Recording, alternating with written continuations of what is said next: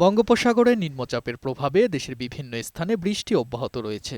দেশে আগামী ২-৩ দিন বৃষ্টি হতে পারে। সেই সঙ্গে দমকা হাওয়া বা ঝড়ো হওয়ার কারণে উপকূলীয় ১৫ জেলায় নিম্নাঞ্চল জলোচ্ছ্বাসে প্লাবিত হতে পারে বলে পূর্বাভাস দিয়েছে আবহাওয়া অধিদপ্তর।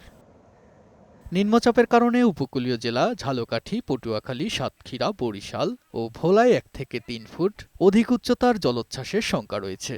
এর ফলে বঙ্গোপসাগরে অবস্থানরত সকল মাছ ধরার নৌকা ও ট্রলারকে পরবর্তী নির্দেশনা না দেয়া পর্যন্ত নিরাপদ আশ্রয়ে থাকতে বলা হয়েছে। এদিকে বৃষ্টি বাড়ায় উপকূলীয় এলাকায় বেড়েছে নদীর পানি।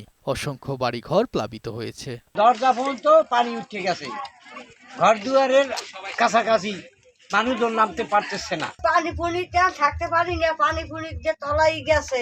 এছাড়া গভীর নিম্নচাপের কারণে সাগর উত্তাল থাকলেও কক্সবাজার সৈকতে মানছে না কেউ।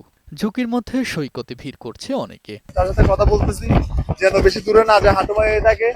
তো আমরা করছি, তারপর আমাদের কথা না শুনে তারা নেমে যাচ্ছে। বন্যা পূর্বাভাস ও সতর্কীকরণ কেন্দ্রের তথ্য মতে নদ নদীর পানি বাড়ায় ফেনী, নোয়াখালী, লক্ষ্মীপুর, চট্টগ্রামে সাময়িক বন্যা পরিস্থিতি তৈরি হওয়ার আশঙ্কা রয়েছে। তুষার আহমেদ, বৈশাখী সংবাদ।